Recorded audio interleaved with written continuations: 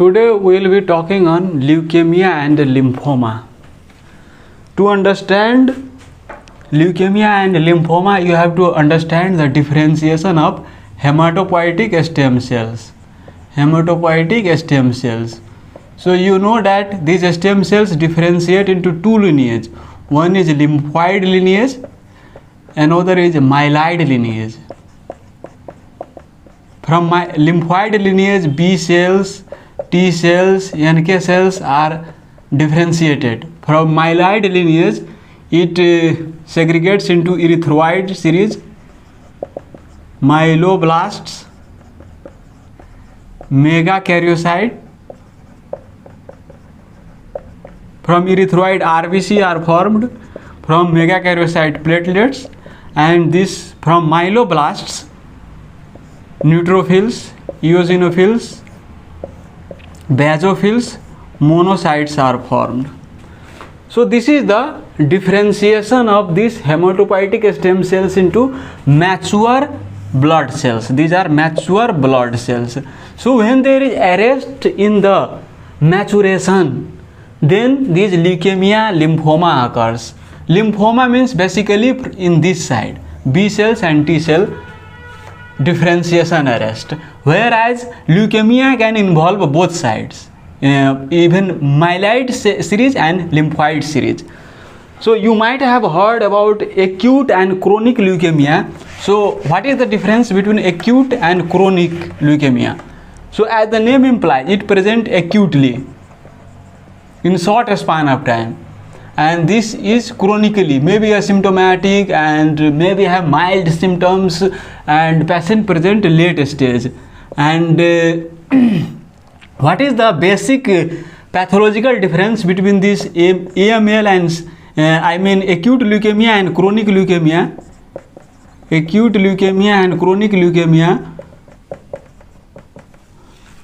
basically the difference is that in acute leukemia the arrest in the differentiation is at earlier stage.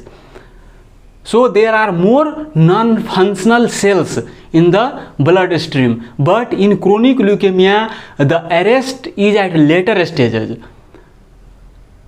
In acute leukemia arrest is at earlier stages, in chronic leukemia the arrest is at later stages. So there can be some function in chronic leukemia, so patient may have chronic symptoms and may present late, but acute leukemia presents acutely because there are more immature cells that are arrested in earlier stages of development that are non-functional. So patient have symptoms of low hemoglobin, low platelet count, low WBC count.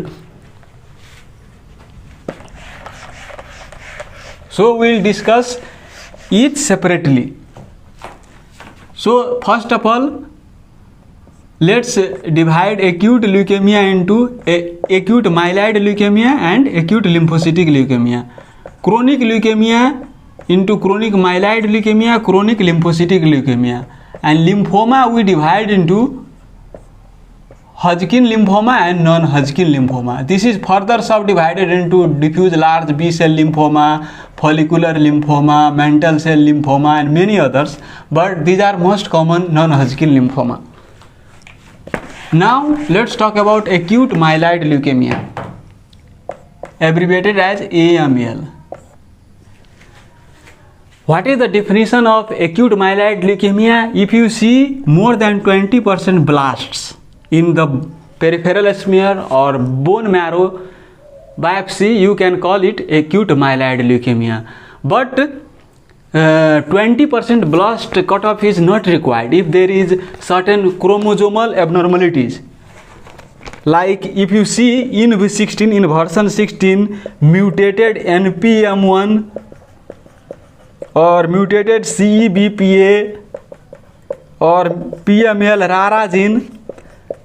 So with this genetic signature, you don't require this 20% blast cutoff. Even if you see 5% blasts and if there is these chromosomal alterations, you can call it acute myeloid leukemia. Now let's talk about WHO classification of acute myeloid leukemia. So WHO has classified into acute AML with recurrent genetic abnormalities. Genetic abnormalities. So what are the genetic abnormalities? I told you mutated CEBPA, mutated NPML, PML RARA in version 16. Second is AML with myelodysplasia related change. Related changes. So you know that myelodysplastic syndrome can transform into other types of leukemia in the due course of time. So with myelodysplasia, so that is the second. Third is therapy related AML. Therapy related AML. You know that certain alkylating agents, when given for treatment of certain cancers, this can be leukemogenic, can induce acute myeloid leukemia. So this is therapy related. Fourth is AML not otherwise specified. And fifth is myeloid sarcoma. Myeloid sarcoma. Sixth is related to Down syndrome. You know, also in Down syndrome they have increased propensity to develop acute myeloid leukemia. So they have divided into these 6 phases. Now we will be talking about more in detail about AML not otherwise specified. So this is further subdivided. So AML not otherwise specified. This is further subdivided into AML with minimal differentiation,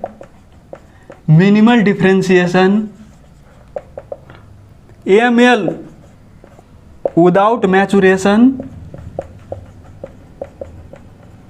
AML with maturation, acute myelomonocytic leukemia, myelomonocytic leukemia, acute monocytic leukemia, pure erythroid leukemia, megakaryoblast leukemia, basophilic leukemia. So these all are the subdivisions under this headings. AML not otherwise specified.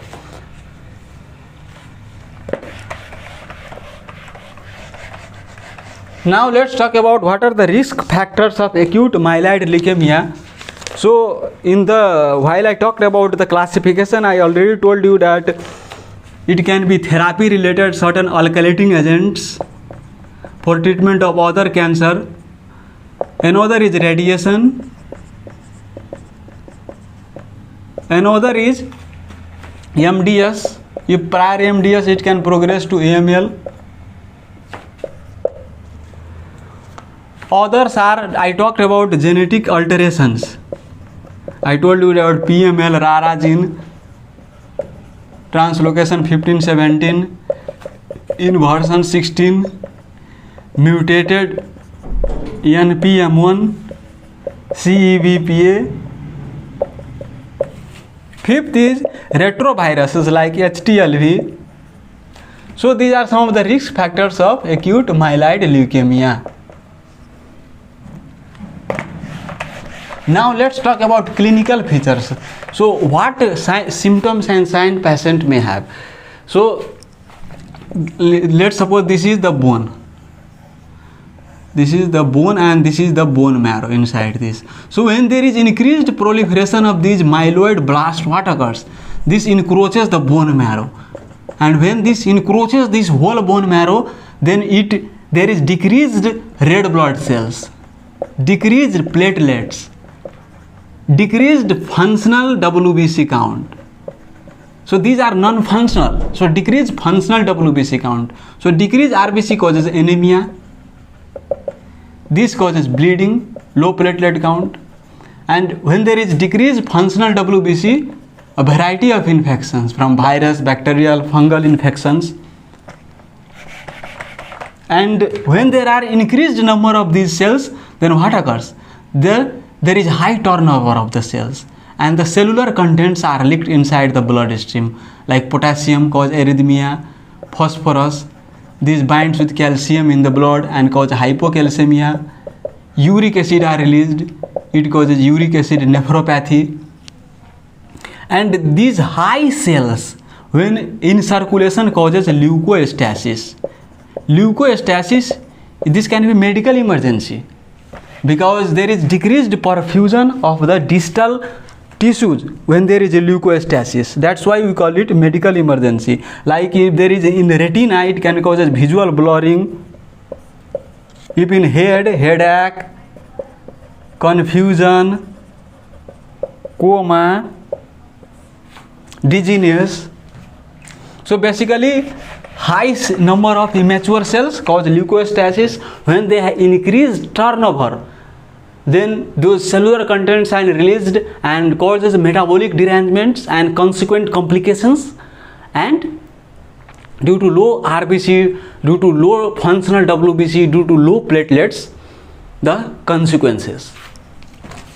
So this is about clinical features.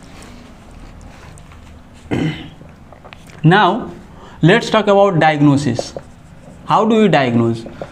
So one is peripheral smear. You see blasts, the stages, different stages of this cellular differentiation in the myeloid series. And another is bone marrow aspirate and refine. Aspirate and refine.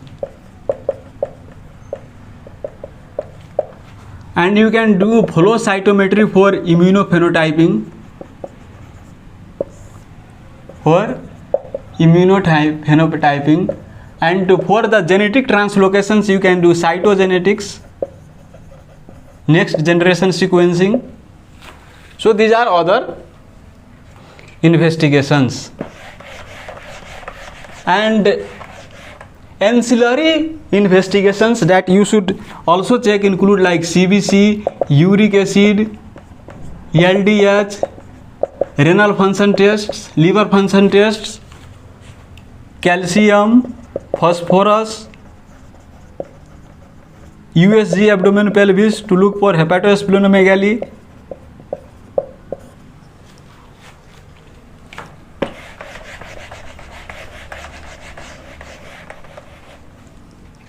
Now let's come to our treatment. So treatment is divided into one is definitive treatment and other is supportive treatment. For what is supportive treatment? For anemia, give blood transfusion. For infections, you treat infections with antibiotics, antifungals, antivirals. Uric acid, you treat with febuxostat. You manage hyperkalemia, hypocalcemia, hyperphosphatemia. So those are falls under supportive treatment. Now let's talk about definitive treatment. So definitive treatment is divided into three phases: induction phase, next is consolidation phase, and third is maintenance phase. So we will be talking on induction phase first of all. So induction phase, we give cytarabine plus daunorubicin for 3 days, and then we discontinue daunorubicin and only give cytarabine for 4 more days. So total cytarabine is for 7 days and daunorubicin for 3 days. So this is also called 7 plus 3 standard regimen. Standard regimen. And in induction phase we can also give other targeted therapies like midostaurin if there is FLT3 mutation. If isocitrate dehydrogenase mutations, then ivosidenib.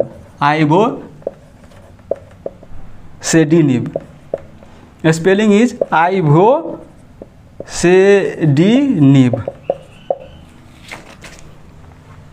So this is about induction phase. Now consolidation phase. In consolidation phase we also give this cytarabine for 1, 2 or 2 courses, and in maintenance phase we give midostaurin for 1 year if there is FLT3 mutation positive. And one thing I forgot to tell you that in induction phase we check the blast percentage after 7 to 10 days, and if let's say if it is even greater than 20%, then we give induction phase, again give same induction phase. Okay.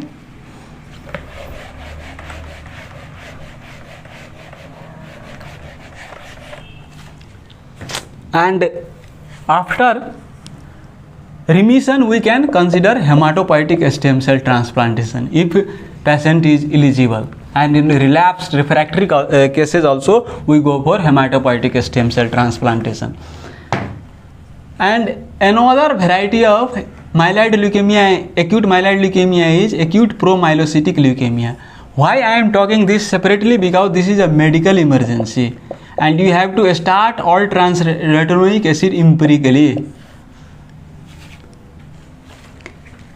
And the medical emergency about this condition is there can be disseminated intravascular coagulation, bleeding, thrombosis in different organs of the body. And when you start all transretinoic acid, these promyelocytic cells, promyelocytes starts differentiating, and when they differentiates, there are a lot of cells that release cytokines and can cause cytokine storm, manifesting in the form of variety of systemic manifestations starting from fever, pleuritis, GI symptoms, nausea, vomiting, diarrhea. You have to manage this with steroid, this cytokine storm syndrome. So about treatment of APML, this is same as it is induction phase, consolidation phase, maintenance phase. In induction phase we give all transretinoic acid plus daunorubicin plus minus cytarabine. Here we give all transretinoic acid plus arsenic trioxide, and here all transretinoic acid. So you can see in all stages all transretinoic acid is present. Here you can give up to 1 to 2 years. And I already told you, when you initiate ITRA, there is chance of differentiation syndrome, so you should keep an eye on that. And now let's talk about prognosis. So what are the prognostic factors? So here I am writing favorable prognostic factors and here unfavorable prognostic factors. So if age is less than 60, if performance status is good, we measure with ECOG score and Karnofsky performance score. So if Karnofsky score is less than 60, good performance status. If there is mutation of NPM1, CEBPA, then also that is good prognosis. But unfavorable prognostic markers are FLT3 mutations, isocitrate dehydrogenase mutation,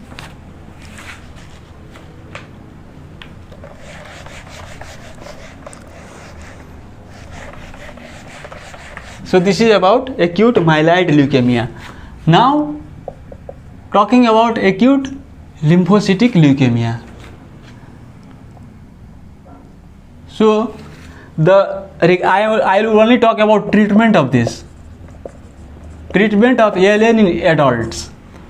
So there are two regimens. One is BMF protocol, another is hyper CVAD regimen. Hyper CVAD, as the name implies, this is composed of cyclophosphamide, hyper V for vincristine, A for doxorubicin, and D for dexamethasone.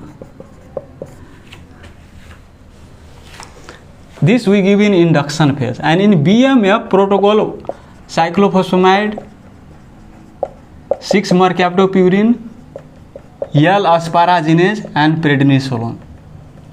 This is for induction phase. And in consolidation phase we give high dose cytarabine or high dose methotrexate. And in maintenance phase we give POMP regimen, which stands for P for 6-mercaptopurine, O for vincristine, oncovin, M for methotrexate, P for prednisolone. And in ALL, you know that in maintenance phase we also give CNS prophylaxis with intrathecal methotrexate and cranial radiation. Now let's talk about chronic leukemia. initially let's talk about chronic myeloid leukemia, then we'll talk chronic lymphocytic leukemia. So you know the characteristic translocation of in CML BCR ABL translocation, which is translocation 922, also called Philadelphia chromosome, Philadelphia positive. So in this we target this because there is constitutive tyrosine kinase activation. So we inhibit tyrosine kinase activity with drugs like imatinib, and nowadays second generation tyrosine kinase inhibitors are widely available like dasatinib, nilotinib, and third generation tyrosine kinase like ponatinib. So we use this nilotinib, dasatinib, but if there is T315I mutation, then we use ponatinib, because if there is this mutation, then this second generation won't be effective. So you have to go use ponatinib. So you can test for T315I mutation. If patient is not responding to nilotinib, dasatinib.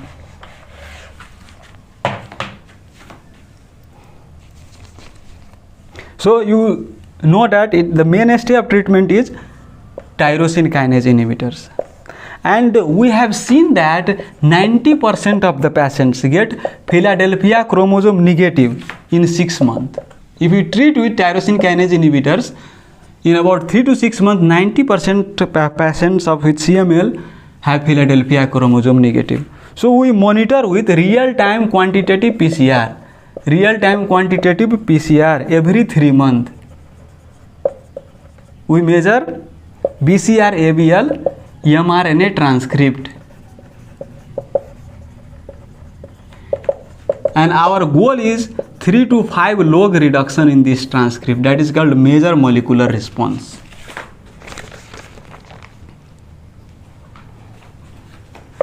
And if patient is not responding to this TKI, then we can consider for allogenic hematopoietic stem cell transplant. Now let's talk about CLL, chronic lymphocytic leukemia, which accounts for 30% of all leukemia. 30%, so high number of cases. So how do we treat this? We treat only stage 2 and stage 3. We don't treat stage 1. So you may be wondering, what is a stage 1, what is a stage 2, stage 3? So if there is anemia or thrombocytopenia, we call it stage 3, and if there is more than 3 lymphatic structures involvement, then we call it stage 2. And if patient has is 1 or less than 3, then we call stage 1. And if patient has B symptoms or massive splenomegaly or compression symptoms, or if there is autoimmune hemolytic anemia, thrombocytopenia, so definitely we have to treat. And what is the treatment of CLL? So we check for TP53 mutation. If TP53 mutation is negative, patient is fit, young, then we can go for FCR regimen. FCR means fludarabine, cyclophosphamide, and rituximab. But if patient has this mutation positive, then we go for PI3K inhibitors. So what are PI3? Idelalisib, and BTK inhibitors, ibrutinib. So we have to use this, and also we can use venetoclax, which is BCL22 inhibitor. So I have written the spelling mistake, so let me write it again. Venetoclax. This is BCL22 inhibitors plus obinutuzumab. So we can also use this for 2 years. So this is BCL22 inhibitor with monoclonal antibody obinutuzumab. This is anti-CD20 antibody. So we can use this, and you know that patients are prone to hypogammaglobulinemia in CLL. So if there is hypogammaglobulinemia, then you may need to give immunoglobulin replacement. And if you see compression syndromes or bulky lymphadenopathy, then you can also give radiotherapy. Radiotherapy if compression syndrome, bulky lymphadenopathy, splenomegaly causing discomfort, or if this is causing GI obstructions. So in these conditions you can go for radiotherapy as well.